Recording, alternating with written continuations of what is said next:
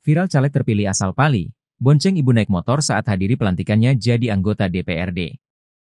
Media sosial dihebohkan dengan video seorang ustaz di Pali yang membonceng ibunya naik motor saat akan menghadiri pelantikan setelah terpilih menjadi anggota DPRD Pali.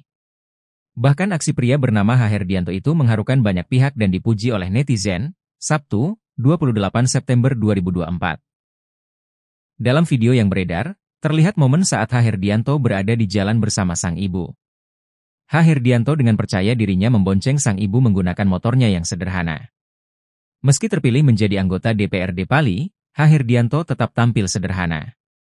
Pria yang dikenal sebagai ustaz ini terlihat mengenakan kaos berkerah dengan rompi coklat sembari mengendarai motor matiknya yang berwarna biru.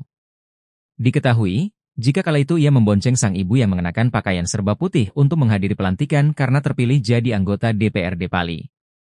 H. Herdianto sendiri dilantik sebagai anggota DPRD Pali pada Jumat, 27 September 2024, kemarin.